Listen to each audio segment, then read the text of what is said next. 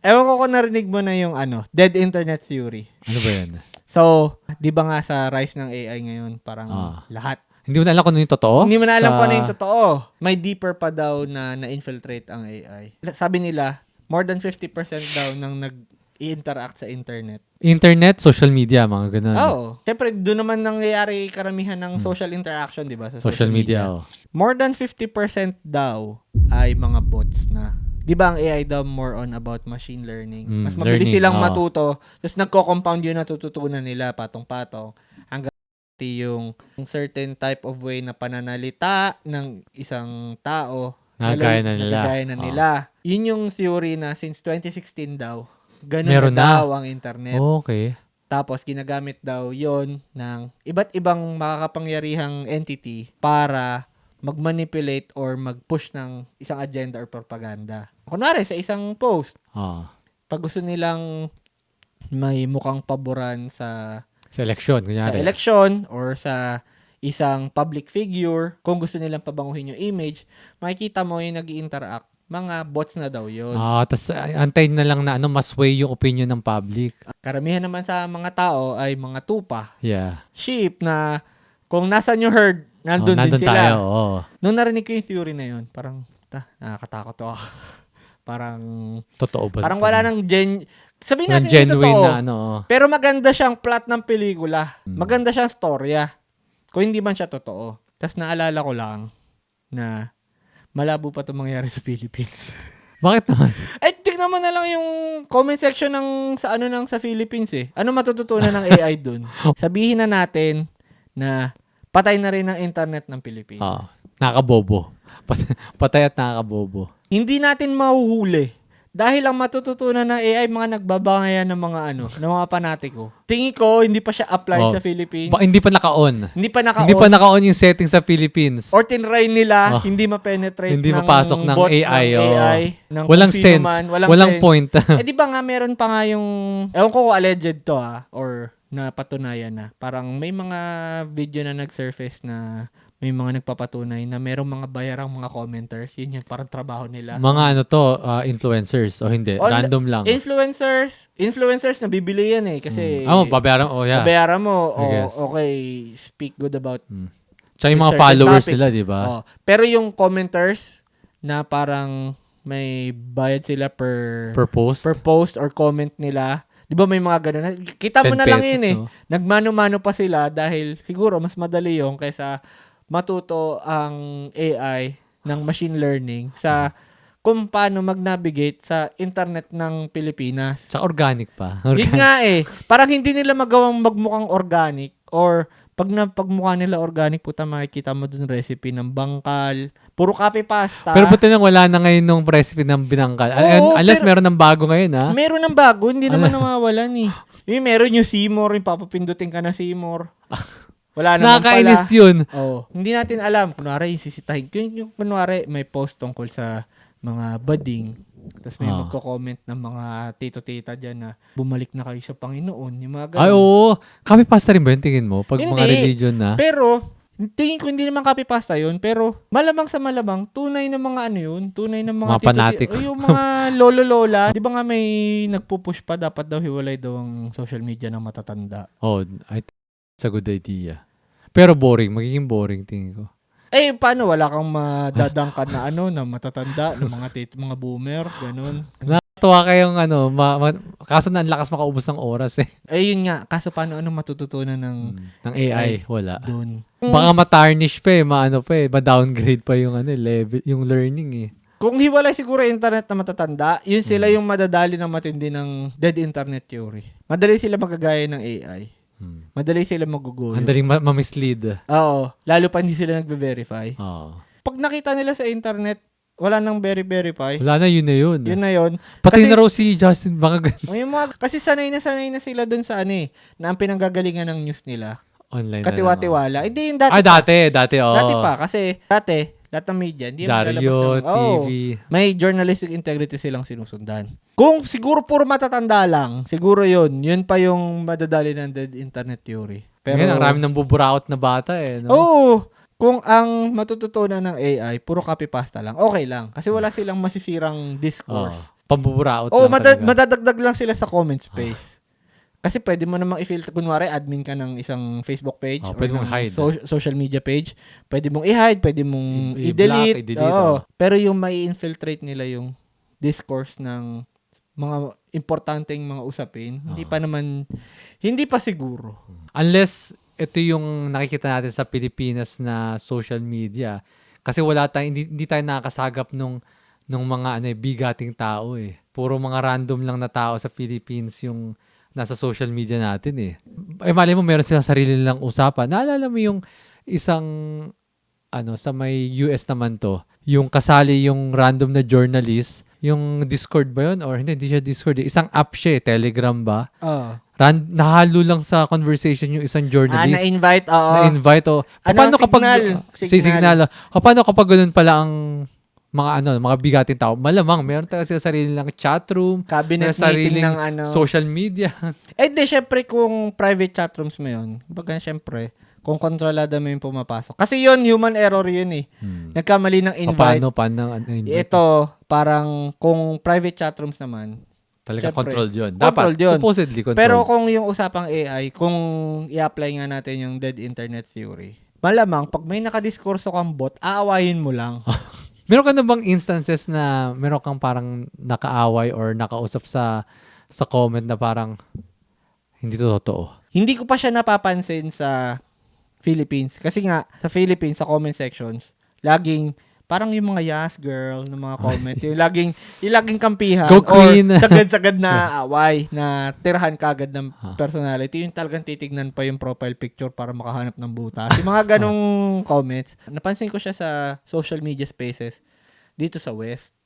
Okay. Dahil alam mo naman yung pag yung mga puti na yung nagdidiskurso. Akala ko dati, pagka mga puti na nag-uusap sa TV, sa loob-loob ko, hindi ganito mag-usap mga tunay na tao sa totoong mundo, sabi kong ganon. Hanggang nakatrabaho ko sila. Talagang, meron pala tayong ganun. Ganito pala taga kayo mag-usap, napaka-dorky nyo mag-usap.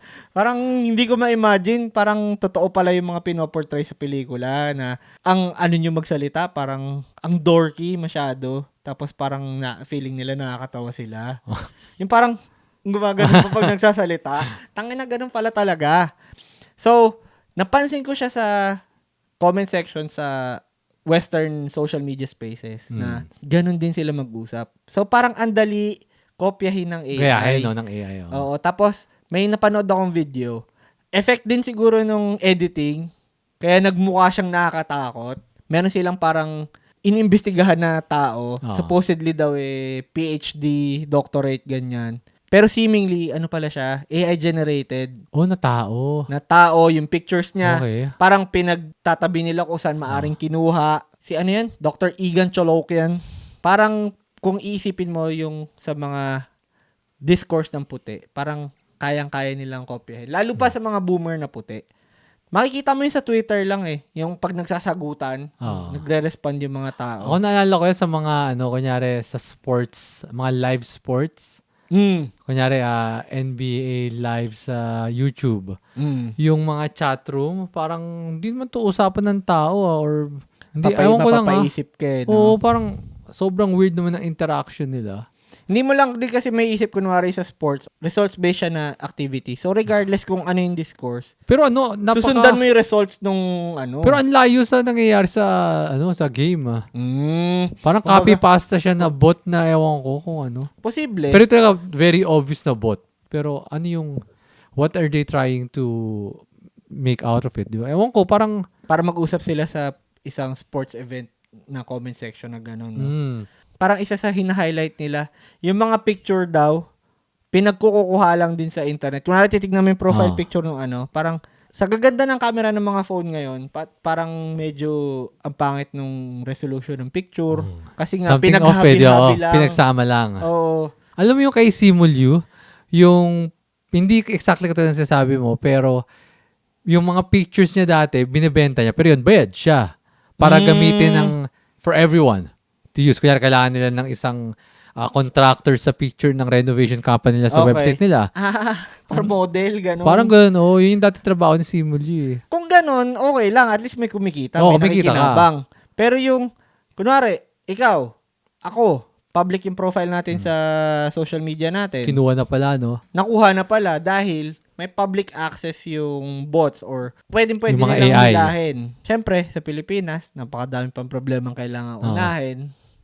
Napakaliit lang na parte nito ng mga kailangang problemahin ng Pilipinas. Pero pwede mo din kasi isipin na kung applied na to sa Philippines, pwede to magamit para masway yung sentimento ng isang tao sa mga malalaking bagay. Napakadali pa man din isway ng Pilipino pag nag-appeal ka sa emosyon nila. Kaya nga. Kaya yun yung nakakatakot doon. Ang hope ko na lang nabobopols yung AI. Yung machine learning nila dahil imbis na mag-level up, nag-level down. Puro away. Nagiging combative. So, syempre, kung bot na yung kaaway mo sa comment section, anong pinag-iba nun sa ibang normal na araw na random na tao lang din yung kaaway mo sa comment section? Yun nga lang, ang sakit nga lang malaman na nakikipagtalo ka sa isang bot lang. Basta kapag nalaman mo. Basta naman panalo ka, okay lang yun. Yun ang the best doon. Basta nakabawi ka, basta feeling mo nakabawi ka. At narinig mo na ba yung ratio? Yun na, pag na-ratio ka. Na-ratio? Kunwari may post ka or kahit comment about, may punto ka. Tapos may nag-sub-comment sa'yo na may punto din siya against do sa punto mo. Tapos mas malaki yung like count niya. Okay. Yun, na-ratio ka. Parang ginamit lang yung yung punto mo. Hindi na, kung nag-agree, pwedeng ganon. Or parang talo yung punto mo kasi mali ka. Parang ganon. Parang yun yung sinisignify kapag na-ratio ka. Na-ratio. Parang kang napahiya. Parang yun yung inaano nila sa internet. Yun ang masakit kapag na-ratio ka ng bot. Kasi, mas pinanigan ka pa. Yung bot gumaling na. Hindi man sila gumaling para guyoin yung mga tao, gumaling naman sila pang-okray. Mang-aburido ng ibang tao. So, ewan ko, syempre, dork shit lang to. Nakakatakot? Nakaka-amaze? Hindi ko alam kung ano mararamdaman. Ang hirap Kung usaping sa Philippines, sa States. Dito sa West, medyo nakakaba siya. Concerning siya. Pero sa Pinas, mas marami ka lang problemahin Bukod doon, parang hindi siya mapapansin ng tao unless nga lang gagamitin na siya ng mga malalaking entity para isway yung sentimento nila sa mga bagay-bagay. Pero yun yung nakakatakot, yung hindi na napapansin. Kasi alam ba nila na merong possibility na ganito, di ba? Hopefully meron kayong naisip or natutunan. Kasi mga paid trolls pa lang.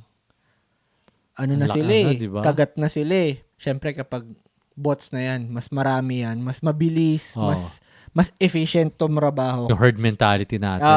I think herd mentality is sa lahat ng lahi. Hindi lang sa Pilipino, pero pagka Pinoy kasi inapilan mo yung emotion. Mas madaling kunin. Ayoko sabihin herd mentality yon, pero ang Pilipino kasi parang madali maantig ang puso Kahit mapa maganda yan o mapa pag maganda yan, galak na galak tayo. Parang sarap sa pakiramdam. Pero pagka yung yung nakakainit ng ulo, apektado mga Pinoy niyan. Kahit alam mong wala lang yan wala naman niya maapekto sa buhay kayo, maaburido ka pa rin. Tapos kukwentong pa sa ibang tao, di ba? Tapos mamamasa ka ng aburido, wala na. Spread like wildfire. Ayun, usapang dead internet theory. Ewan ko kung interesante siya, pero ang iniisip ko lang, kung may dead internet theory na sa Pilipinas, kung applied siya, wala matututunan ng AI. Wala masyado. Wala masyado. Matututo lang sila mga away. Combative ang AI. Nagiging marites ang AI. Oo, mamaya hindi siya yung nagbibigay ng input more o nagtatanong siya kasi gusto niya makichismis. At saka pagiging marites ng AI, maling information na yung kinakalat siya sa internet. Tama. Siyempre, ang machine learning nga that inquisitive, pero ang na-inquisition niya mali. chismis. Chismis lang. Chismis. Hindi pa na-learn ng AI yung kung ano yung chismis sa hindi. Diba? Pero at least may cross-reference ang AI. Dapat. Supposedly, parang depende rin sa prompt mo kung bibigyan ka ng sabi mo, like on the words of a marites, parang make it sound like gossip, ganyan. Yun yung lalabas doon. Ito na nga. Wala yung Mare, ito na nga. Alam mo ba? Ayun na nga yun. Yun na nga. So, may kwento ako. Anyways, naging alipin na tayo ng mga Espanyol, naging alipin na tayo ng Amerikano, ng mga Hapon. Currently, I think ng Korean. Alipin tayo ng Korean. South Korean, South South Korean. Sana naman tayo maging alipin ng AI. AI ng robot, no? Yeah. Pangalagaan natin ang ating mga sarili, ating mga sinasabi sa ibang tao. Walang kaso gumamit ng AI, pero maging discerning tayo kung alin. Wisely. Kung alin Use it wisely. AI-generated content. Hindi naman lahat ay magiging transparent na itong pinuput out nila na content ay AI-generated. Lalo pa sa mga tito-tita natin dyan. Entertainment na lang talaga siya ngayon. Hopefully, gamitin siya as entertainment. Bible quotes pa yan. Meron pang picture, no? May picture ng rosary tsaka kami nakaganon. Yung mga sticker. Yeah. There's nothing wrong doon. Wala naman kayong inaabalang tao. Yun lang, napadoble lang yung scroll ko kasi ang haba eh. So, naabala. Ibig isang ganun lang so, eh. naabala ka? Hindi naman. Okay. Content. Napalakas yung scroll ko eh. Dapat doon lang eh. Consistent dapat yung thumb exercise ko eh. Yeah, nadadagdagan eh. Nasira yung momentum eh. Pero anyways, yun lang yan. Edmond. Jan. And this is Twice the D.